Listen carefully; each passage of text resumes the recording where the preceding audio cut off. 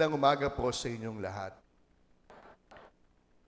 Sa unang linggo ng ating paghahanda ngayong panahon ng Kwaresma, ibinibigay sa atin ang isang katotohanan ng ating pananampalataya.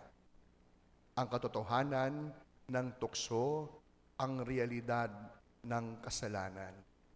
Kaya kung ating titignan, ang panahon ng Kwaresma ay panahon hindi lamang upang iwasan ng tukso, but rather, Lenten season is a good time for all of us to face all our temptations.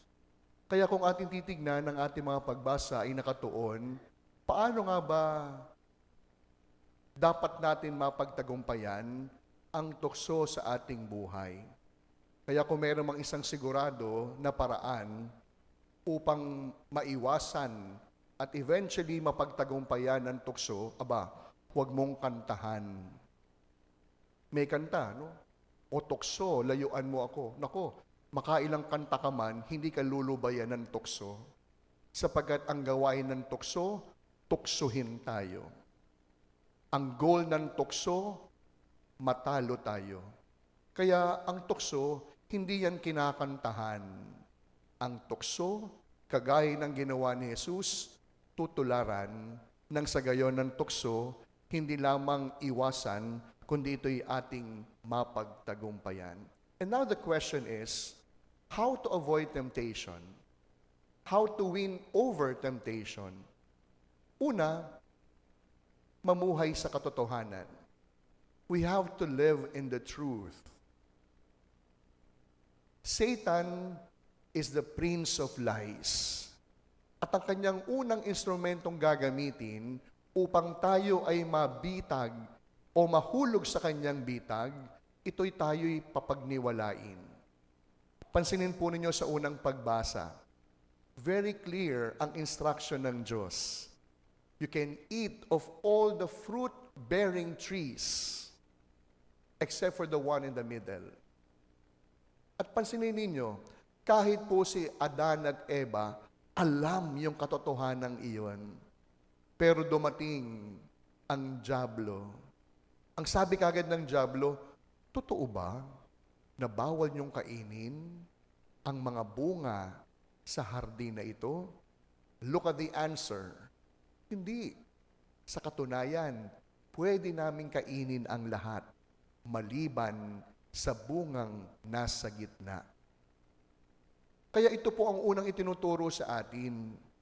Paano nga ba iwasan ng tukso? Simple, mamuhay sa katotohanan. Pansinin po ninyo, kapag tinutokso tayo ng dyablo, marami siyang kasinungalingan na ibinibigay sa atin. Halimbawa, sabihin ng dyablo sa atin, gawin mo na, wala namang nakakakita.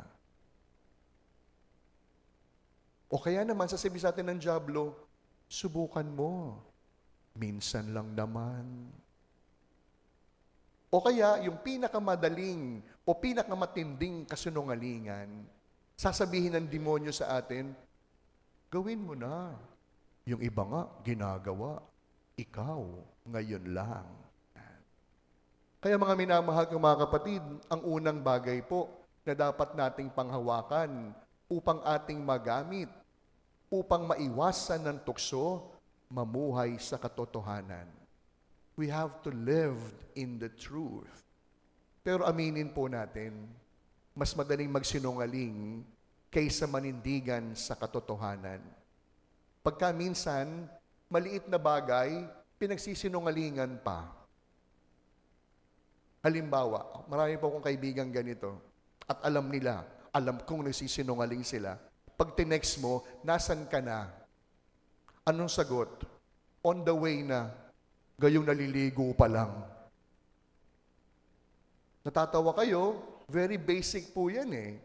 Bakit ba hindi masabing, pasensya ka na, naliligo pa lang ako? O kaya naman, malapit ka na ba? Oo, eto na, gayong nasa gitna pa ng traffic. Minsan na pag-iisip po talaga ako eh. Bakit ba hindi magawang sabihin ng totoo? Isa lang ang sagot dyan, nahirati, namihasa sanay na sa pagpili ng kasinungalingan. At eto pa, hindi pa dyan nagtatapos yung pagsisinungaling. We have been so creative in creating lies. How? By putting colors into it. Abay, mantakin mo, kahit palang pagsisinungaling may kulay. Some would even justify their lying by putting color into it. White lies naman. But there is such a thing as white lie. Lying is lying, and lying is bad. Aba, kung magpasa hanggang ngayon, kapatid, sa ganyang edad, nag-white lies ka pa rin, kabahan ka na. Kailan po ba tayo huling nagsinungaling? Ngayon, balikan po ninyo. When was the last time we actually told a lie? Kapag sinabi nyo, Father, last week, nagsinungaling ako na malapit na ako pero hindi pa. How did you feel about it? Malimit ko po itong ginagawang halimbawa. Kung nagsinungaling kang sinabi mong malapit na pero malayo pa at medyo kinabahan ka, dahil alam mong hindi tama ang iyong sinabi, well and good, may konsensya ka pa. Pero, kung nagsinungaling ka at hindi nagsabi ng totoo, nang wala man lamang pakiramdam, kabahan ka. Dahil wala ka ng konsensya. Anong sabi ng isang sikat na inumin? Obey your thirst. Kapatid, bahagi ng pamumuhay sa katotohanan, hindi lahat ng iyong kaya gagawin. Hindi lahat ng iyong maisip pipiliin. Parang ganito, kaya mo magsinungaling, kaya magsisinungaling ako. Kaya kong magmura, kaya magmumura ako. Kaya kong magalit, kaya magagalit ako. Ang unang paraan upang maiwasan ng tukso at ito'y ating mapagtagumpayan, mamuhay sa katotohanan. At yun po yung pagkakamali ni Eva at Adan. They chose to live in lie even if they knew very well what is the truth behind. Sabi nila, hindi. Sa katunayan, pwede namin kainin ang lahat ng bunga maliban sa bunga at punong nasa gitna. Pagka minsan po kasi ganyan din po tayo, di po ba? Alam naman natin yung tama, alam natin yung mali, pero hindi natin ginagawa.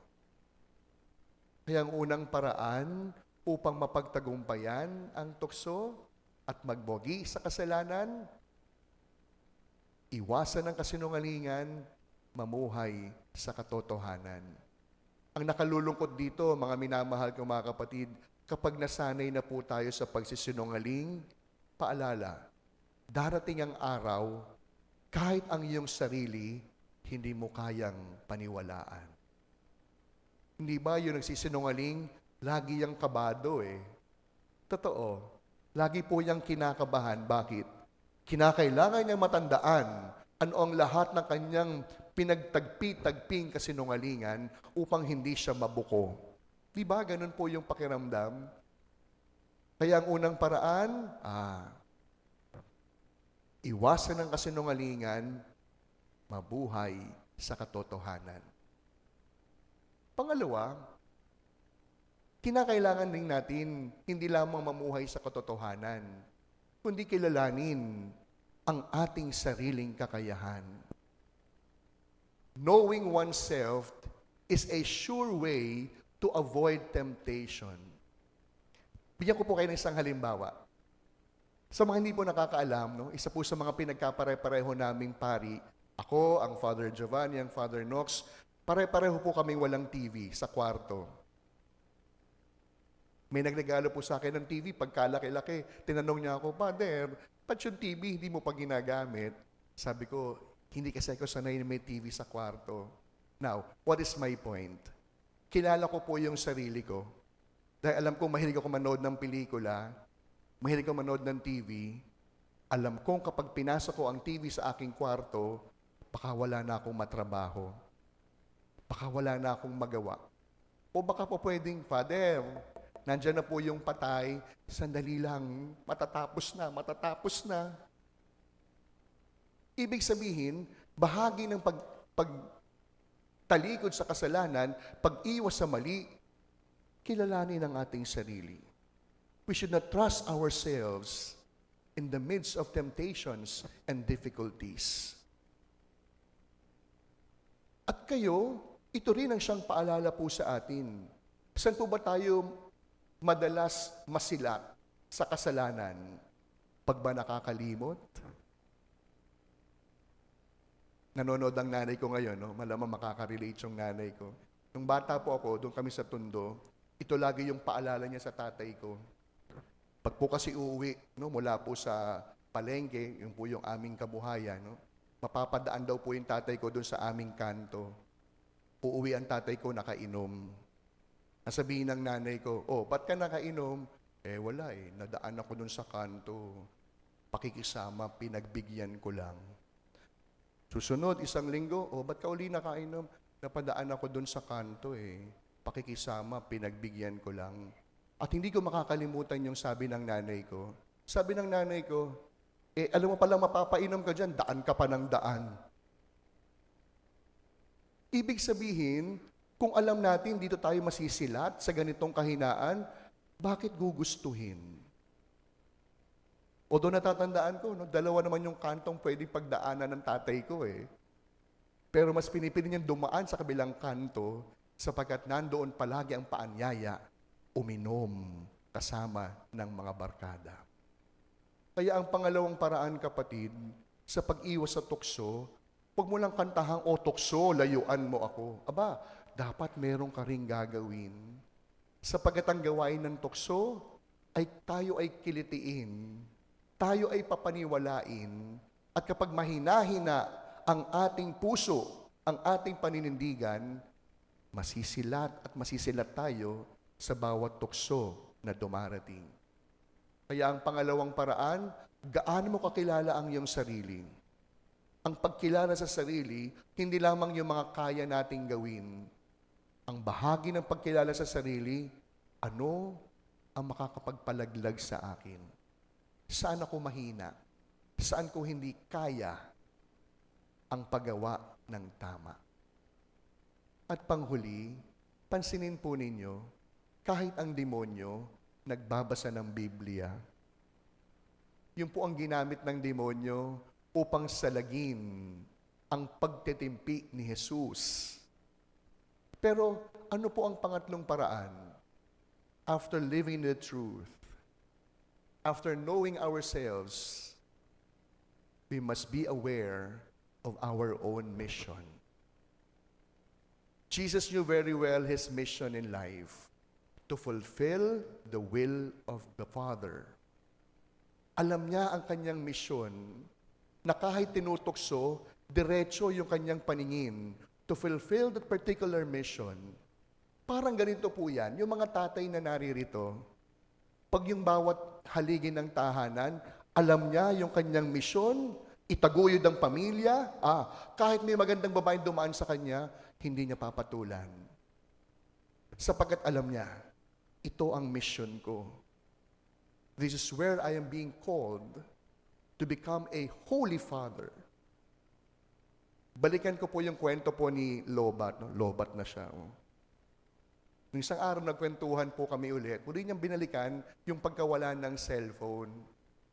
Alam niyo, natuwa ako ha. Please understand this. I'm sure after ito magiging viral na naman ako. Natutuwa ako na balik po yung cellphone. Although initially, ang Lobat, nakita ang cellphone, no, kinuha. Pero nagkaroon siya ng pagbabago. Kaya po naibalik. But on the process of returning the cellphone, alam niyo po ba kung ano nangyari? Ako na magkukwento Lobat kasi pag ikaw nagkwento baka matagal. Nakita po ng isang dito, taga-community.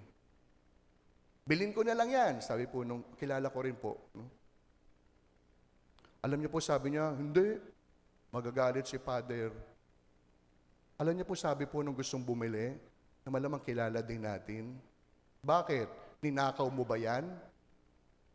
Hindi. Nakita ko nandun lang. Oh, hindi mo pala ninakaw. Kasalanan ng may-ari, iniwanan niya.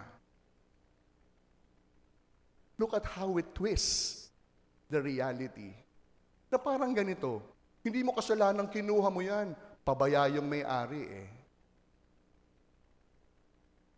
kung paano baguhin ng isang seemingly normal na tao ang isang katulad ni Lobat. Parang gustong sabihin po ng babaeng ito na tinutulungan ng ating parokya, okay lang na ibenta mo yan. Hindi mo naman ninakaw. Kasalanan ng may-ari, kaya nakuha mo. Now, ano ang pangatlong paraan upang makaiwas sa tukso? Simple lang. We have to fill our minds. We have to fill our hearts the memory of God's love. Mahirap saktan ang tao na bahagi ng iyong alaala. Itong taong itong kinukwento ko, kung maiisip lang niya ng parokya natin, tumulong sa kanya nung siya'y nahihirapan, hindi niya maiisip gumawa ng masama sa kanyang kapwa. Yung mga anak, if you're just going to fill your minds with the memory of your goodness of your parents, siguro walang mga magulang na mapapabayaan ng kanilang mga anak. In the same way with God, we can avoid temptations if we fill our minds with the goodness of God. Na parang, oo, hindi ako gagawa ng kasalanan kasi naaalala ko, naging mabuti ang Diyos sa akin. Kaya di ba, pansinin po ninyo, yung mga mag-asawang nag-aaway, kapag nahuli ng misis, sasabihin ng mister, patawarin mo ako, sapagkat ako ay nakalimot. To have a good memory is a sure way not only to avoid temptation, but to eventually to win over them.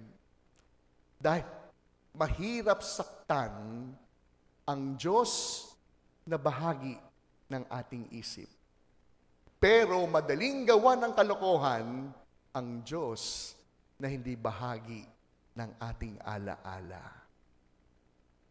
Kaya ang panahon ng Kwaresma, hindi lamang panahon ng pagharap ng bawat tukso. Ang panahon ng Kwaresma, panahon upang punuin ang ating bawat alaala kung gaano kabuti ang Diyos. Malimit ko po itong kinukwento. Pag sinasabi ng mga taong, Father, ang sipag-sipag ninyo, syempre natutuwa po ako. Pero lagi ko pong babalikan, tinatapatan ko lang, hindi lamang yung sipag ng bawat parokyano, kundi ang kabutihan ng Diyos sa ating parokya. Lagi ko lang babalikan, nung nangailangan kami ng electric fan, ang daming tumulong. Nung nangailangan kami ng mapagawa ng kisame, ang daming tumugon. Nung nanghingi kami ng pagkain para sa mga bata, ang Diyos hindi nagdalawang isip. Kung ang Diyos, ang kapwa, nagbibigay ng sarili, ako pa kaya? Kaya napakagandang pamamaraan upang umiwas sa kasalanan, laging punuin ng alaala ng kabutihan ng kapwa at Diyos ang ating isip at puso upang sa ganon, walang maging puwang ang paggawa ng hindi tama. Kaya yung kinukwento kong kumuha ng cellphone o gusto magbenta ng cellphone, hindi lang naman pang pagnanakaw ang kanyang nagawa. Simple lang. Kaya siya gustong magnakaw, gustong kunin ng cellphone, dahil kanyang nakalimutan kung paano naging mabuti ang pamayanan. Hindi niya naalala na ang pamayanan na kanyang nanakawan ay naging bahagi ng tumulong sa kanya. Mga minamahal kong mga kapatid, huwag tayong magkakamali na hingin sa Diyos, Panginoon, sana wala ng tukso. Sapagkat hindi po mangyayari yon. Habang tayo'y buhay, ang tukso, palagi tayong tutuksuhin. Ang tukso laging lalapit, hindi tayo lulubayan. Pero, sa kabila ng katotohanan ito, tularan si Jesus. Mamuhay sa katotohanan. Huwag magsisinungaling. Pangalawa, kilalanin ang kahinaan. Tanggapin kung sino tayo. At pangatlo, laging punuin ng ala-ala ng kabutihan ng Diyos ang ating puso't isipan. Nang sa gayon, ang tukso hindi lamang maiiwasan, ang tukso nawa ating mapagtagumpayan.